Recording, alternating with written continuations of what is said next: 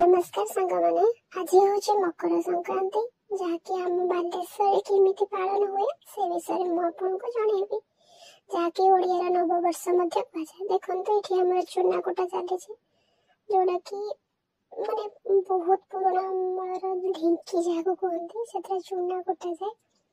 चूना कुटा सरला पिठा तैयारी हम चूना कुटा चलती।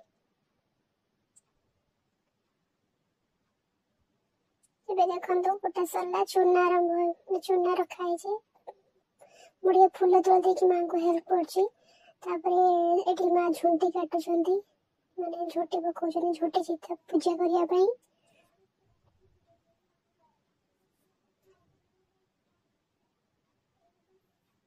आपणकर केमिति पालुछन्ति आप निश्चिंत कमेंट रे कहिबे। एठी माँ पद्म फूल आंकुछन्ति पूजा करने पई।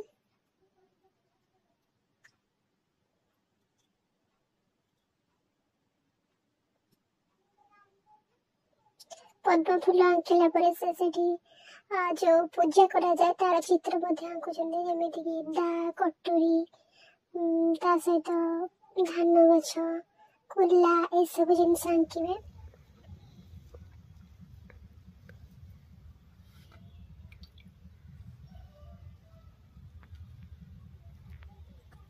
देखो केते सुंदर भाव आंकी चलचंदी।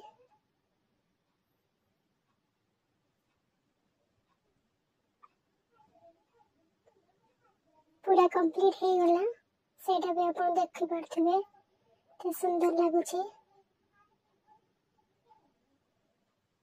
तबे एठी हमरा जो पाछिया सब रहउची से सब छुट्टी दिया जाउची।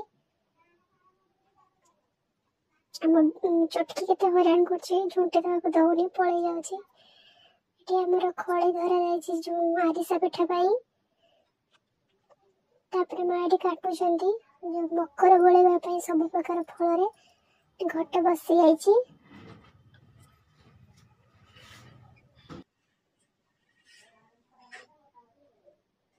माँ सी पूजा करछंती जो से पाछिया गौणी कठा ए सब को पूजा करछंती। हम बालेश्वर तो एमिति ही पूजा हुए तो आपनकर केमिति पूजा हुए कमेंट रे कहिबे। पूजा स्टार्ट हो जायछि और एंडिंग मध्ये होके जायछि। ये भोग भी प्रसाद माने जो फल गोले के आनथे से भी सब तैयारी हो जायछि।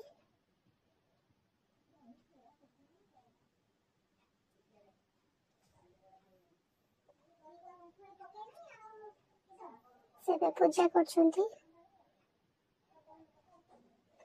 भोग को गोलाउछंती गोले के माने समस्त को देबे ठाकुर घर पूजा करी। एठी हमरा आरिसा पिठा भी छणा सरलानी ता सहित भोग गोला भी सरी जायछि।